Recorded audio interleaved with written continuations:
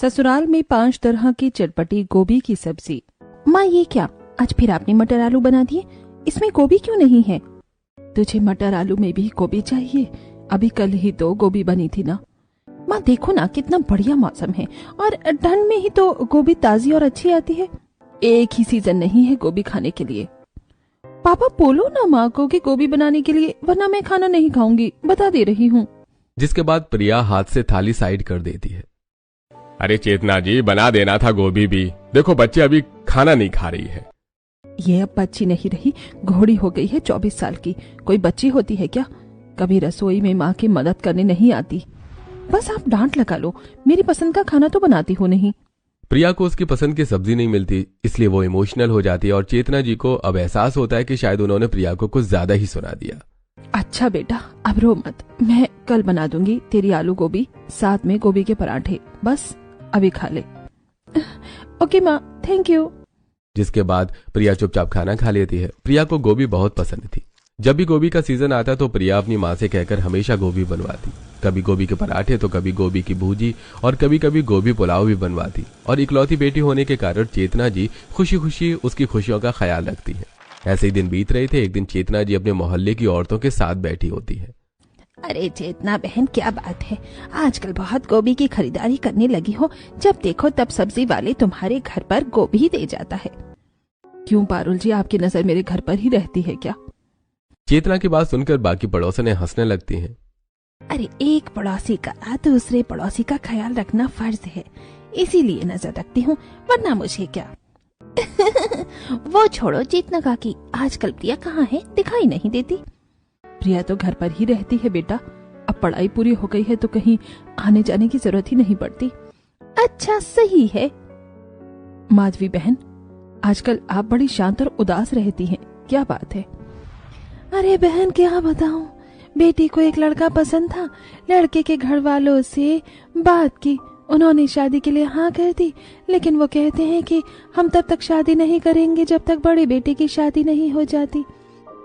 अब क्या बड़ा बेटा 5 साल शादी नहीं करेगा तो वो शादी ही नहीं करेंगे। बस इतनी सी बात है तो बड़े बेटे का रिश्ता लगवा देते हैं, उसकी शादी हो गई तो छोटे की तो होनी ही है। हाँ चेतना बहन सही कह रही हैं। तो काकी इनका कब शादी हो रही है? हाँ बेटा, लड़का भी चेतना जी की जात का है। देखो ये लड़का है और ये लड़के का बड़ा भाई जिसकी शादी करनी है। चेतना जी जैसे ही फोटो देखती है, लड़के का भाई कितना सुंदर है, क्यों ना मैं प्रिया की शादी वहाँ करवा दूं। वैसे भी टीना और प्रिया सहेली हैं, दोनों आराम से रह भी लेंगी। बहन बुरा ना लगे तो एक बात कहूँ? हाँ बहन कहो ना, मैं बुरा क्यों ही मानूंगी भला। मुझे भी प्रिया की शादी के लिए लड़का देखना है। प्रिया तुम्हारी टीना से 1 साल बड़ी भी है, सोच रही हूँ क्यों ना तुम्हारी बेटी के होने वाले जेठ से ही प्रिया की शादी करवा दूं। अरे ये तो बहुत ही खुशी की बात होगी, प्रिया और टीना साथ बड़ी हैं, साथ ही रही हैं, उनके लिए भी अच्छा होगा, एक अच्छा बॉन्ड शेयर करेंगी दोनों। हाँ लेकिन पहले मैं घर पर बात करूंगी इस बारे में। प्रिया और उसके पापा की राय भी तो बहुत जरूरी है।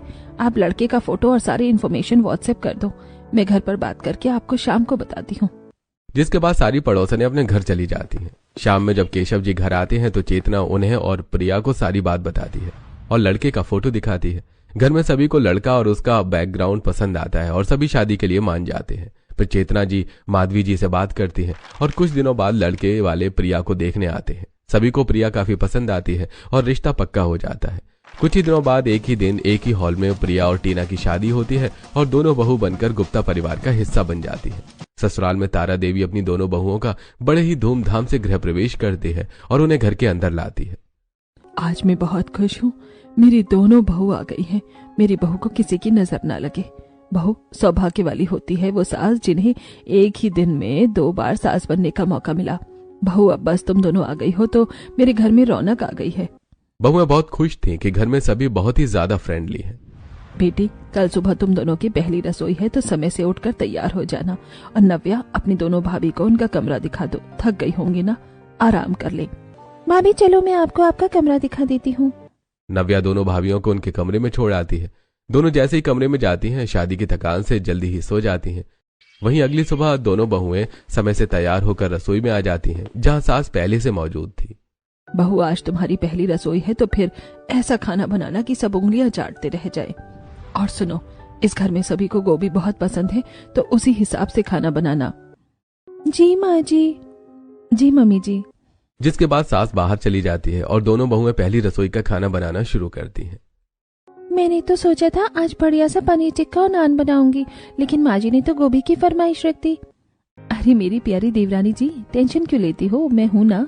एक काम करते हैं, आज घर वालों को खुश करने के लिए मैं गोभी बिरयानी और गोभी की सब्जी, साथ में चावल और गोभी पराठा बना लेती हूँ। इसके साथ में आप पनीर टिक्का और नान बना लो और साथ में खीर भी।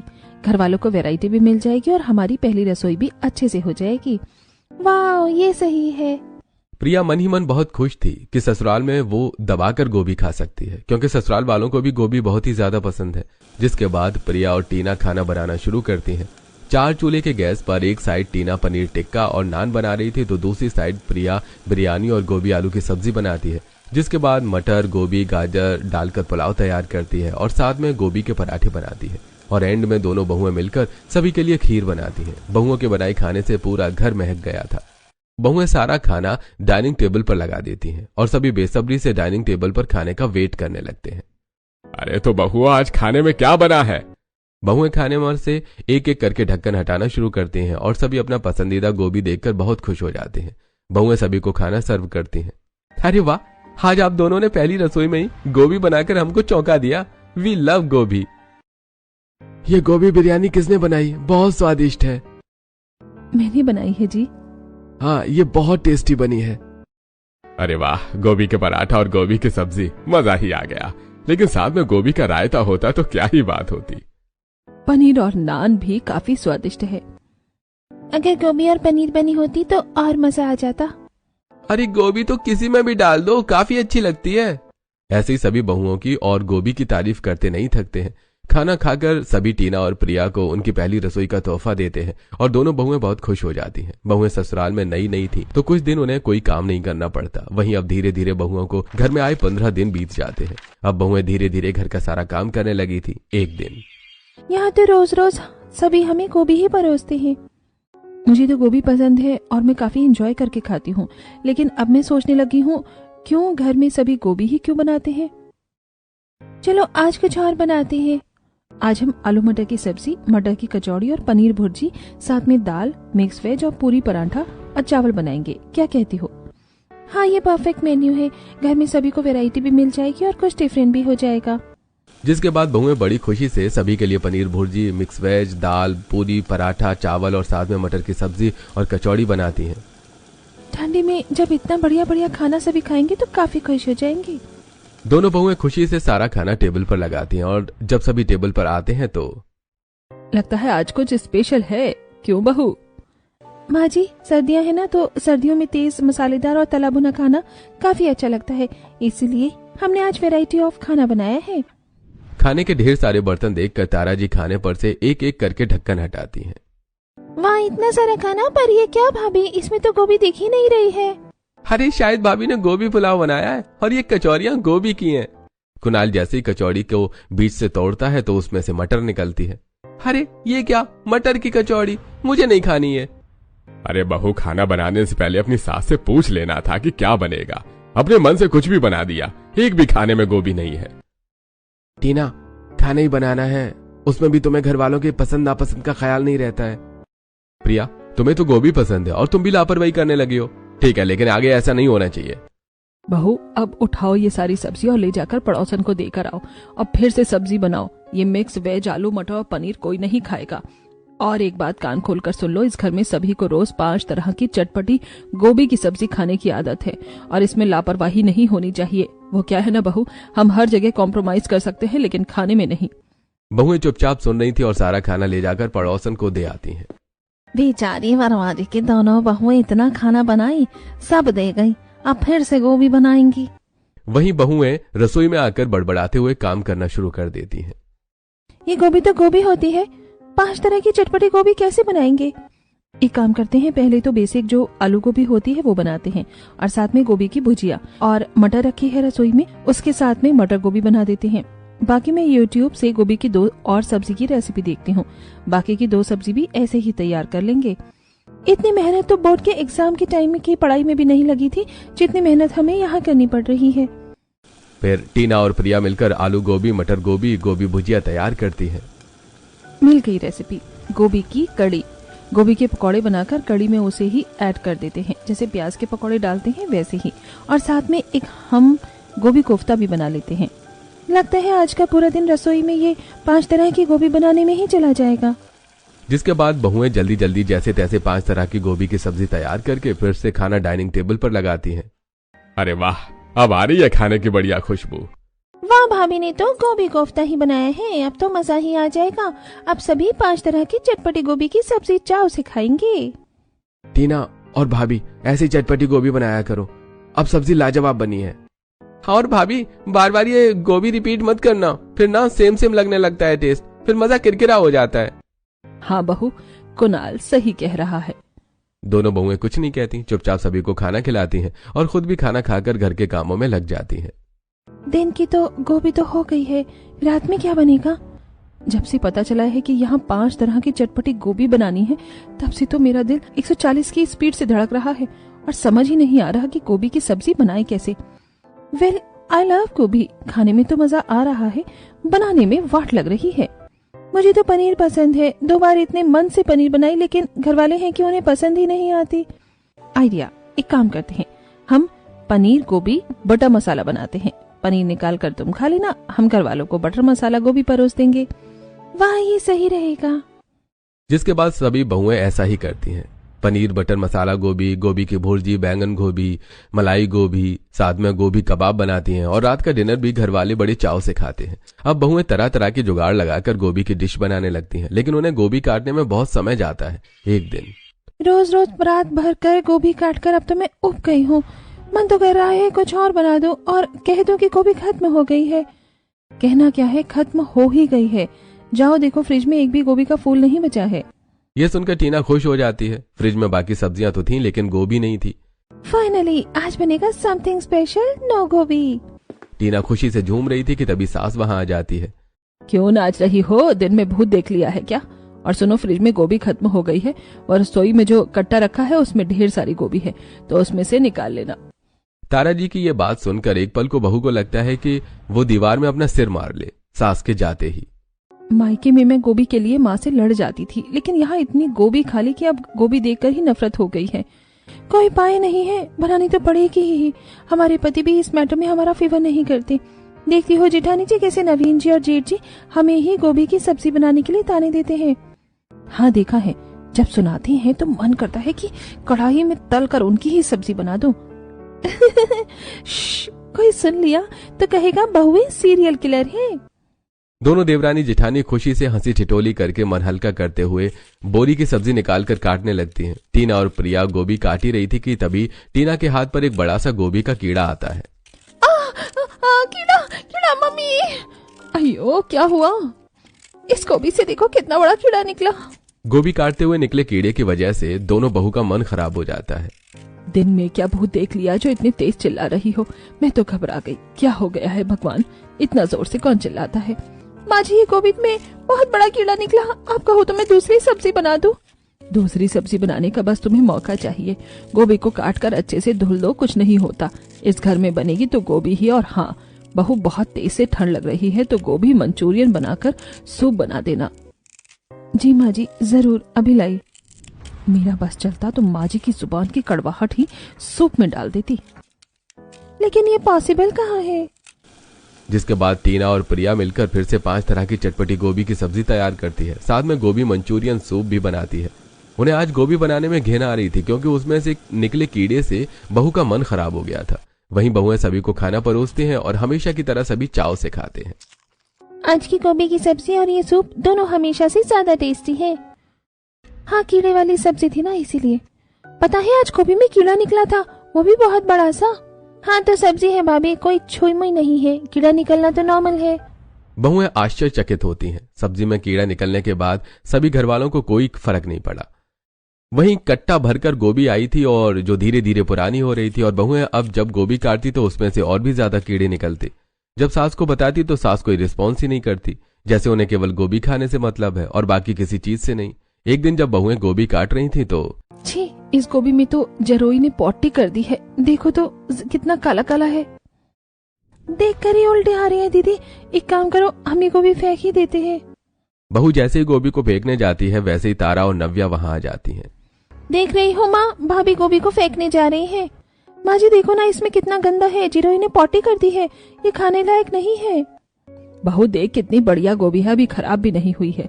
और गोभी का इतना बड़ा फूल बाजार में 100 रुपए का है। इसे धो डालो, कुछ गंदा नहीं है, और बना दो। माँ जी इसमें से कुछ नहीं तो तकरीबन 10 जिरोई निकली है। बहू गोभी में जिरोई होना नॉर्मल है, कोई बड़ी बात नहीं है। और लोग इतना बड़ा बड़ा बकरा मुर्गा खा जाते हैं, हम तो वो भी नहीं खाते। अगर एक आध जरोई पेट में चली गई तो क्या उसमें ना खून होता है ना हड्डी। सास की बात सुनकर बहुओं का सिर चकरा जाता है और उन्हें अपने कानों पर यकीन नहीं होता कि अभी अभी तारा जी ने ये बात कही है। बहुएं अब बहुत परेशान हो चुकी थी। गोभी में जरोई बहुत ज्यादा थी। जब भी सभी खाना खाने बैठते बहुएं कंप्लेन शुरू कर देती थीं। अरे बहू, आजकल खाना बहुत ज्यादा देरी से नहीं बन रहा है। पापा जी गोभी में बहुत कीड़े हैं, एक आध तो सब्जी में भी चल गए होंगे। माँ जी कहती हैं कि कोई बात नहीं, और सब्जी साफ करने में इतना टाइम लग जाता है, इसलिए खाने में देर होती है। मुझे लगता है पूरा कट्टा गोभी आए है, इसलिए एक काम करो बहू, अब से तुम दोनों सुबह सुबह जाकर ताजी सब्जी लेकर आया करो। इसी बहाने तुम्हारी वॉक भी हो जाया करेगी और सब्जी भी आ जाया करेगी। प्रिया और टीना अब और भी ज्यादा परेशान हो जाती हैं। बाजार जाने से अच्छा अपने सब्जी वाले भैया को कह देते हैं ना, वो गोभी ले आया करेंगे, तो हमें फालतू में इतनी दूर जाना नहीं पड़ेगा। वाह मेरी देवरानी उर्फ सहेली, क्या दिमाग लगाया है। दोनों घर के कामों से फ्री होकर सब्जी वाले का इंतजार करने लगती हैं और जब वो सब्जी बेचने के लिए मोहल्ले में आता है तो भैया जी आप रोज सुबह हमें 5 किलो गोभी दे देंगे। अरे दीदी, गोभी में आजकल बहुत कीड़ा आता है, ऊपर से इतनी महंगी गोभी में मुनाफा भी नहीं होता, कोई खरीदता नहीं है, इसलिए लेकर ही नहीं आते हैं। भैया जी 5 किलो गोभी चाहिए। भाभी जी आप 5 या क्या 25 किलो गोभी मंगाएंगे तब भी नहीं ला सकते। भाई गोभी के कीड़े दूसरी सब्जियों में जाते हैं तो नुकसान हो जाता है, इसलिए। फिर सब्जी वाला आगे बढ़ जाता है तो वहीं पड़ोसने भी थी।